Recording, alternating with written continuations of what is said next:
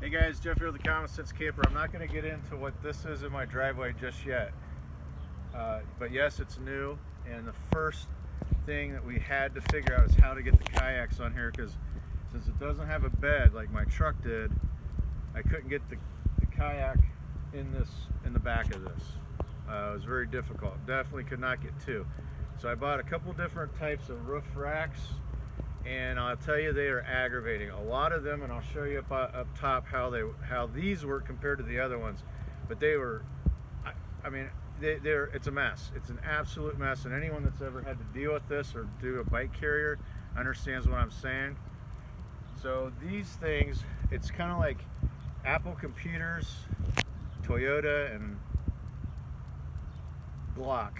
They just work. They're simple, refined, and they work. So this is the Yakima.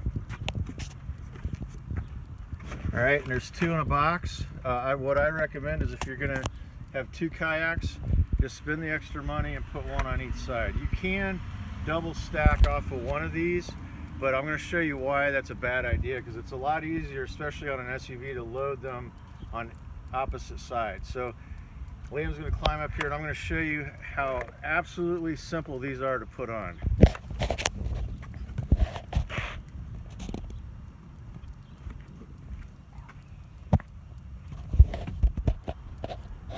Okay, so we have, and by the way, I'm showing you the most difficult one, and that's because I am right-handed, and the knobs for this are on the right hand.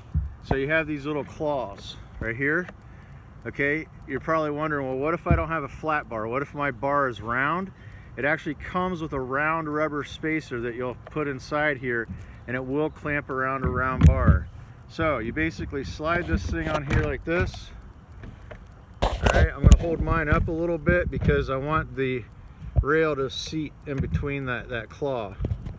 So I'm simply going to, first of all, I need to unlock that, get that out of the way, lock it back in place, and again, I'm showing you the most difficult one. So this isn't some big sales hype. No, I'm not sponsored by Yakima. I bought these with my own money. They retail for about $189 each, and I think it's worth every penny.